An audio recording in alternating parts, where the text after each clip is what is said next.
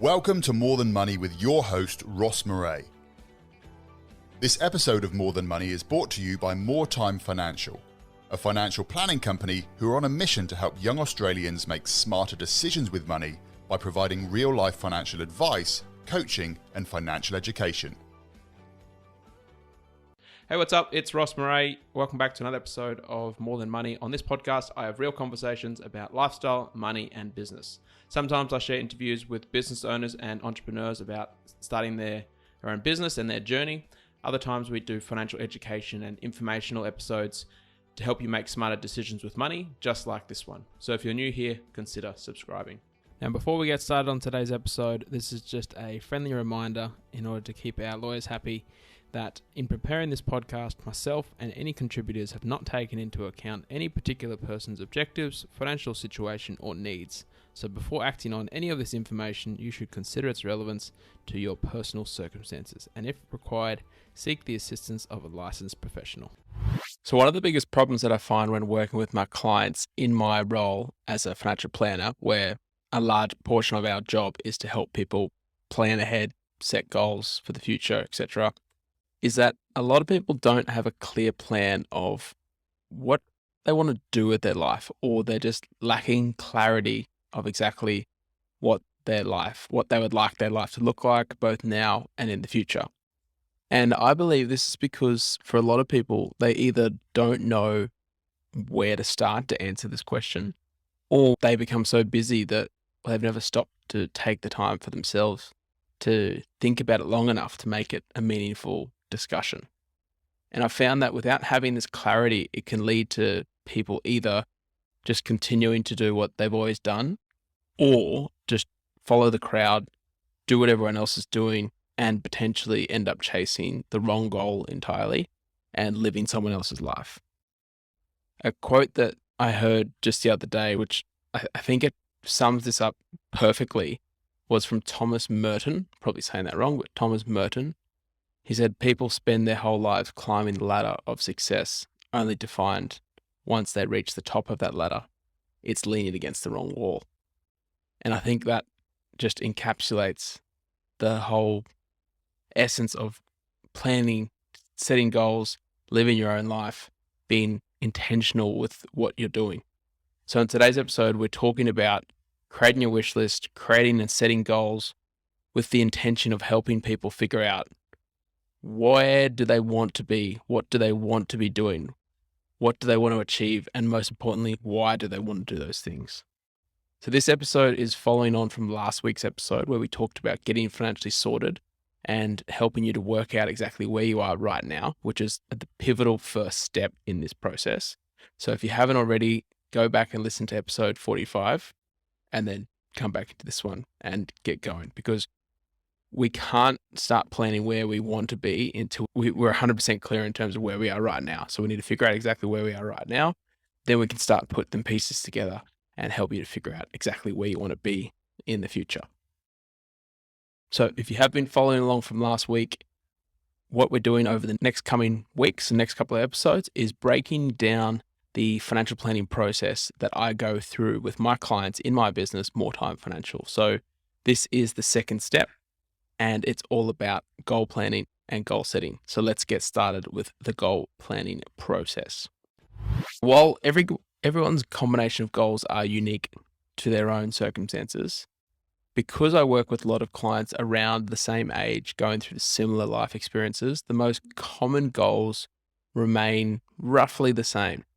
And those tend to be a combination of the following. Number one, in no particular order, is a property purchase, or we're putting together some sort of property purchase plan. Now that is to either help people buy their first home, or if they already have a home, it's how do we potentially upgrade the home? So that might be either buying a bigger property and moving, maybe keeping their one as an investment property, more than likely selling it.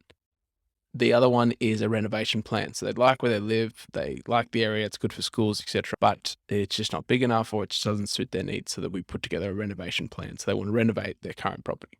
So that's a property purchase plan. We'll put that in that bucket. The next one is a career change plan, or something to do with changing careers. So that's either quitting their job entirely and going out on their own, starting their own business, maybe changing where they work, so changing jobs, or potentially a study break. So that's either stopping work and going back to university, or taking time out of work to go back and study further their education or do something around their career. The next one is family planning. So that's wanting to start a family. So obviously step one, getting pregnant, the costs that come with that, maternity leave, what does that look like? What are we entitled to? And then important step in there as well is returning to work. So what does that look like? Are you taking 2 years off and coming back into your same job? That might be difficult. Are you going to return to work in some different capacity, part-time capacity, full-time capacity, changing jobs, changing roles, whatever that might look like? And then the fourth one is children's education is planning. So that obviously follows on from the family planning. Once the children become a bit older, it kind of ties in as well to the career change. These all kind of tie in together actually. So we plan for a family, you're going to take some time off work, maybe you need to upgrade the home, so that comes into the property side of it. Then we start looking at returning to work in the career planning, and then that feeds into what are we doing around childcare? What does schooling look like? Is it private school? Is it public school? Those types of things. So here's how we do it with our clients. I'm going to take you through, just like I did last week, step-by-step process so you can play along at home and obviously go through this process on your own as well. So we call this process our goal planning session, and we do this in our initial client discovery meeting. So for the clients we work with, we sit down with them and we take them through this process to help them obviously get some clarity in terms of what those goals are and how we're going to achieve them. So before you get started, the things that you'll need or might be helpful is either a piece of paper, pull up your laptop, do it on your laptop, pull out your notes app on your phone, however you want to do it, something to write down these things that we're going to go through.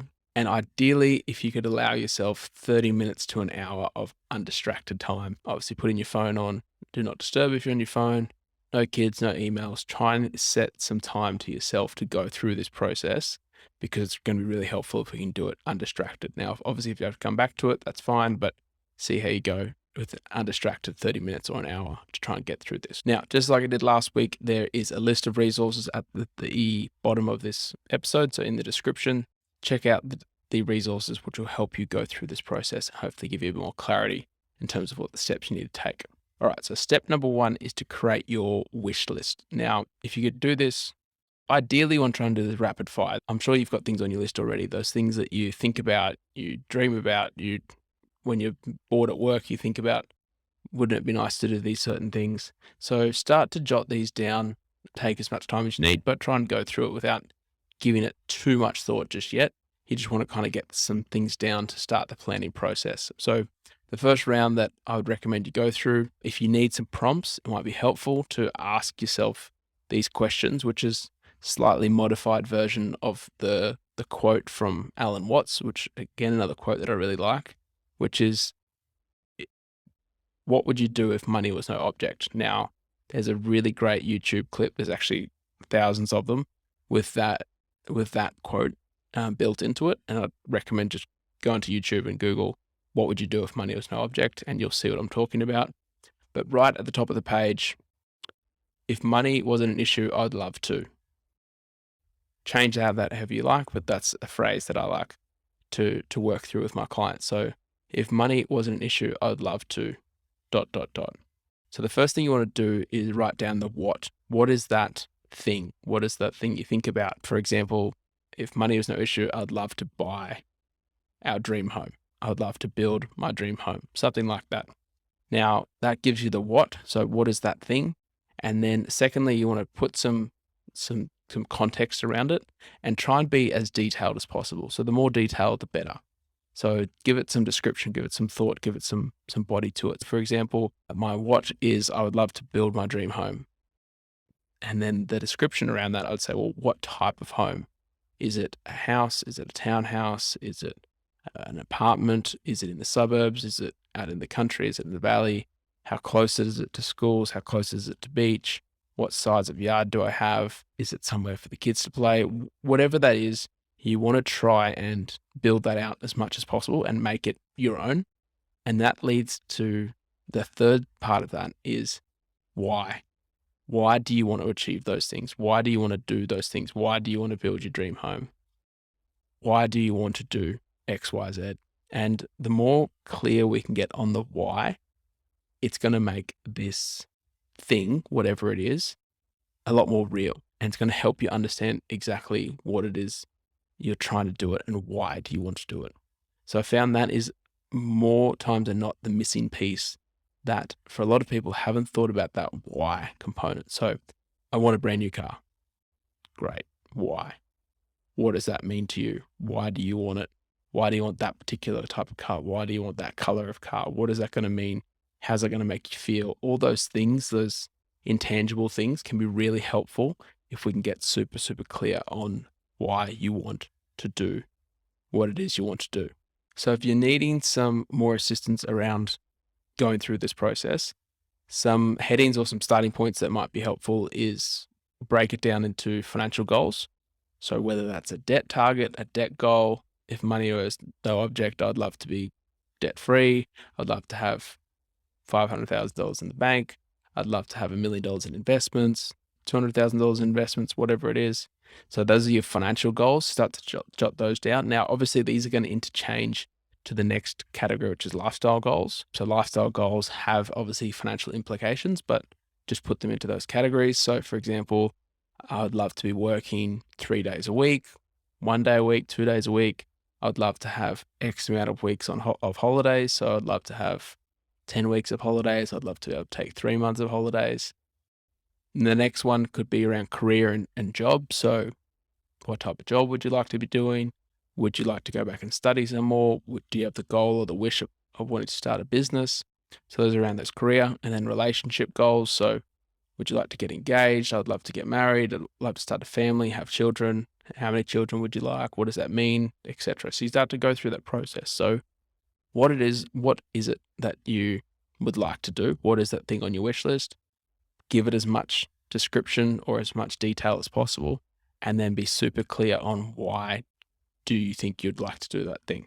I've found that the magic number is 5. If you can if you've got the discipline, ask yourself that question, why, 5 times on that certain thing. Why do I want to buy a home? Why is that important? Etc. Etc. Or if it's easier, get someone else to ask you that. So why? Get them to ask you why 5 times. Becomes annoying, but I promise you it'll help. Once you've gone through that process, and obviously no necessary time limit on this, but try and get as much down as possible. Once you've gone through that, review it, obviously make sure you're happy with it. And then the second time around, you want to try and create or turn this goal into something a little bit more real. And you want to start attaching 2 things to it. So you want to start attaching a potential dollar amount or something to make it a little bit more clear. So a dollar figure. So if we're thinking about the house, this makes it quite easy to think about it. So I'd love to buy my own dream home. What does that look like? As I said, sizes. Why would I want to do that? I'd like to buy my own dream home because it'll give me X amount of space. It'll allow me to do X, Y, and Z. So then we can start to say, well, how much if we think of it in dollar terms? Or we think about it in time. In dollar terms, how much does that cost? Just using $1 million, for example, I'd love to buy my dream home.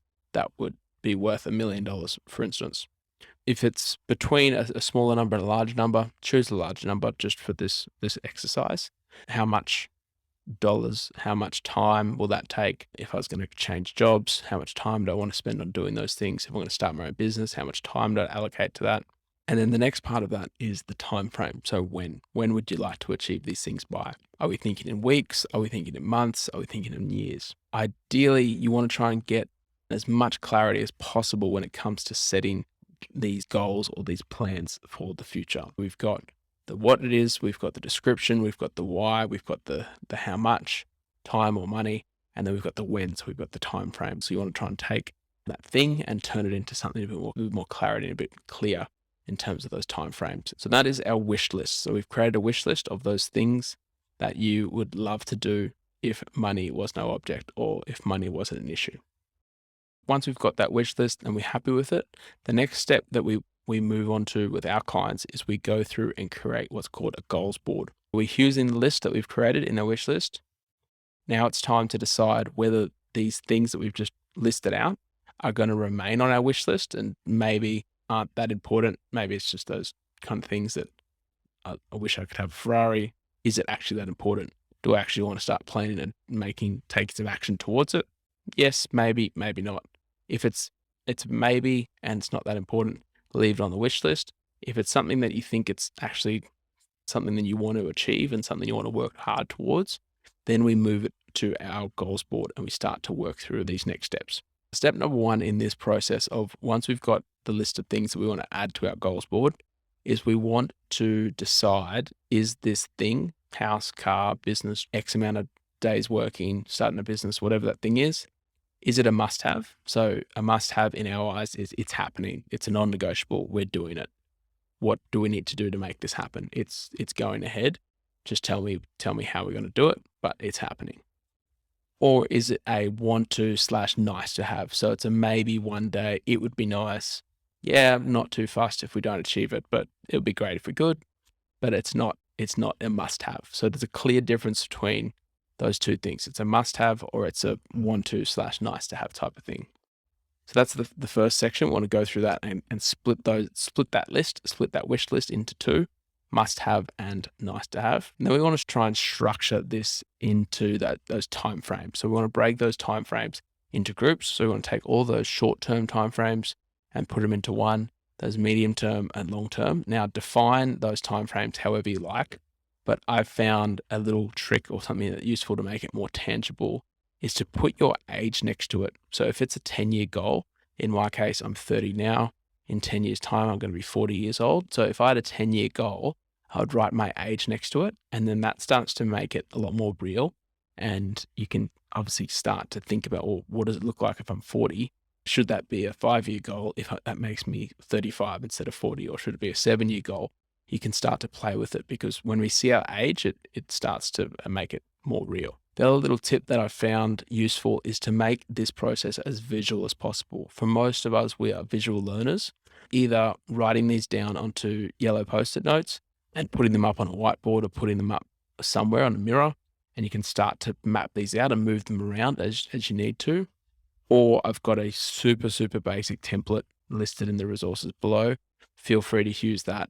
As I said, it's nothing special, but you start to get the sense of must-haves down below, nice-to-haves at the top, short-term, medium-term, long-term timeframes with some estimated years around those timeframes. It's a simple enough process just to write them down on a piece of paper, something that you can see and gives you a little bit more help to see it and makes it a bit more real.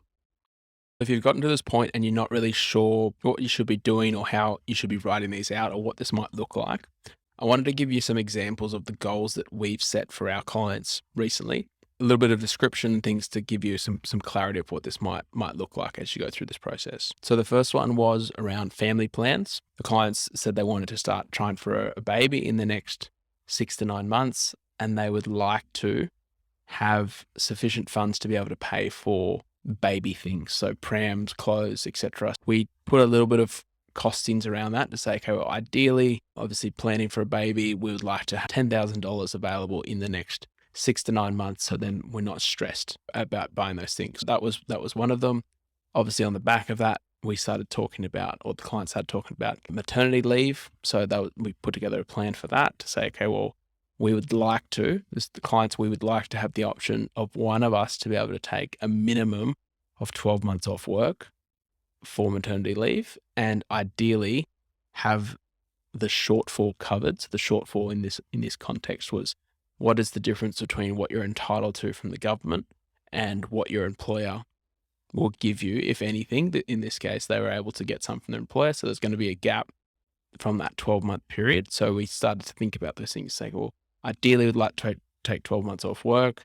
What is that? What's the time frame of that? So if we plan on having a baby, 9 months, etc., we can start to put some time frames around that. The other one was around car repayments. So they had a car loan that had been hanging over their head. So they wanted to put together a plan to say they would want to be debt-free in 9 months' time, and that was $10,000 owing. So 9 months' time, they wanted to be debt-free. And obviously, in their case, that was quite important that they were debt-free. Another one was a financial freedom fund. So they wanted to, this is the name we called it, but that was the what. So have enough money in investments that they could comfortably financially retire. So that's making work optional, is financially retire. making work optional from age 50 onwards. So that gave us a good time frame. Then we spent obviously some time, which we'll go through in the next step, as to what does that actually look like? What does that mean? What's the dollar figure we needed around that? But we had kind of two components. We had the what and we had the when. So we had the time frame, and then we just need to figure out was the dollar figure of what in terms of what that looked like. So those are just some examples of the goals that we've gone through with our clients. So hopefully that gives you some understanding of what that might look like. But again, there's no right or wrong answer when it comes to these goals. It's all about exactly what you want and setting those clear timeframes for yourself. All right, so once you've gone through steps 1 and 2, you've got your wish list, you've listed those out, you've turned those and put them onto the goals board. The next step number 3, is all about creating an action plan. So some of these points that we'll go through will only be able to be answered after the end of next week. After we listen through next week's episode, which we're going to go through in a lot of detail, income, your money management section, and that's going to help obviously talk about how do we take the income you're earning and apply it to some of these goals. However, you can start to map out some of these action plans for each of these goals on your goals board. So what I would suggest is we start with the must-have goals, because those are obviously the priority, and then you can work towards the nice-to-have or the want-to-have goals. The example that I'll use here is if we take a goal of an annual holiday. So let's say we want to plan for, we have the goal of taking an annual holiday, and it's going to cost us $5,000, just for round figures, $5,200 is our annual holiday cost. Our goal is that we'd like to take an annual holiday every single year with a cost of $5,200. So the first thing you need to work out is how much do we need for that goal? So $5,200 is the dollar figure. And then what is the time frame? So just for simplicity, we're going to say that our goal is in 12 months' time. So 12 months, 52 weeks, we need to figure out what is the dollar figure to get us to that goal. So we need $5,200 in 12 months' time, in 52 weeks' time, 52 weeks in a year. So that means we need to divide 5,200 divided by 52. I like thinking in weeks. Some people like thinking in fortnights or months. I personally like weeks. So if we think about that, it's a nice and simple one. We need to put away $100 a week for 52 weeks to get us our goal of having $5,200 for our annual holiday. So the next thing we need to figure out is where we're going to store that money until it's time to use it to buy or invest or do whatever we're going to do with that money. So in this case, we need to figure out to say, well, I'm going to be putting $100 a week into something, somewhere, doing something with it so I don't spend it. Am I going to just leave it in cash? I'm just going to put it into a savings account. Am I potentially going to open up a separate savings account and call it annual holiday savings or Fiji fund or Hawaii fund, whatever that goal is? Am I going to potentially put it into a home loan offset account? That gets a little bit technical. You can read up on what that means and the implications of doing that. But am I going to put it into savings? Am I going to put it into an offset account? If I have a long enough time frame, am I going to invest these funds? So maybe it's not an annual holiday. Maybe it's in 10 years' time, I'd love to have $100,000 in investments. So therefore, I have a longer time frame. So potentially I could look at investing that money. So that's shares, managed funds, ETFs, whatever that is. Maybe I'm going to store the money there until it's time to be used. The next thing we need to think about is you need to decide on how you're going to deal with any shortfalls, if there are any. So if you don't think it's possible to reach the goal or the plan that you have in the time frame, again, we'll cover this in a lot more detail next week, but you have a couple of options. So if you don't think there's any way you can achieve this goal in the time frame you've set, the options that we have are: 1, use any bonuses or tax refunds to help obviously fund the difference. So this works well if we can pre-plan or pre-decide what you're going to do with money before you receive it. So we know as humans, we're not very good at saving, and we're also not very good at planning ahead. So if we get money, if we come into some money, we're more likely to spend it unless we've pre-decided or predetermined what we're going to do with that money before we actually receive it. That's one option, is using bonuses or any tax refunds to help obviously fund that shortfall. The next option is we can increase our income. So either asking for a pay rise, getting another job, starting a side hustle, selling shit on Facebook or Gumtree, to fund the difference if we've got a financial shortfall, in this case, the holiday example. The third option we've got is reducing spending. So if we can't save enough in that time period, we could cut down on some things that we don't need and allocate it towards your savings goal.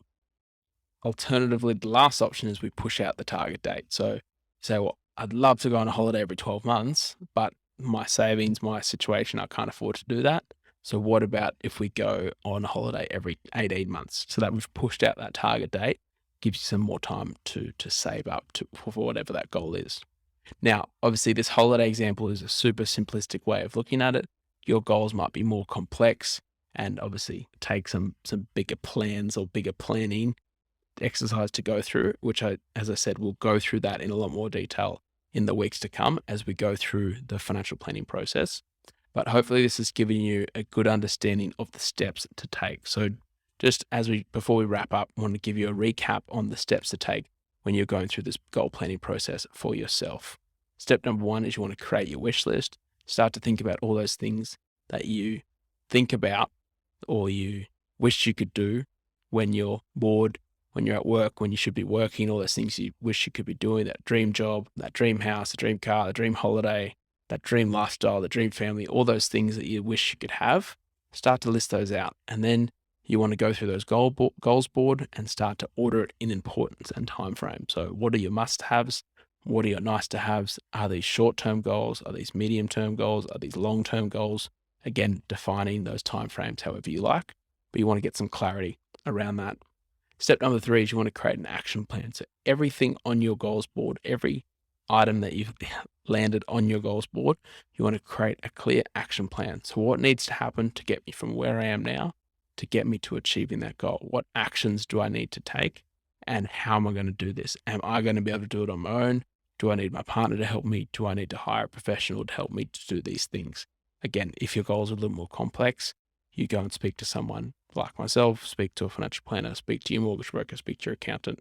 You might need the help of a professional to help you do these things, but hopefully that gives you some framework on how you can start working through this process. So once again, I have a list of resources below. So we've got a wish list template in there. We've got a goals board template, and then also a link to Money Smart, which has some great calculators if you're thinking about savings goals, timeframes, compound interest. They've got a number of calculators there. We've also got debt repayment calculators, things to help you create those action items, give you some clarity in terms of how to actually achieve those goals. So next week, we're going to be talking about the third part in building your financial foundations, which is all about how do you manage your money? So how do we structure your bank accounts to help you take control of your money so you can clearly understand where each one of your hard-earned dollars is going each and every week, month, fortnight, however you like to structure things. Going through this process is also going to give you a lot more clarity as to what your goals, how do your goals look, and what are your time frame? Do we have any income shortfalls? Do we have surplus income? We're going to be able to help answer that in next week's episode. So be sure to tune in to that episode. Hope you have a great week. If you've enjoyed this episode of More Than Money, make sure that you subscribe to keep up to date with all of the latest episodes. And feel free to like, comment, and share with a friend.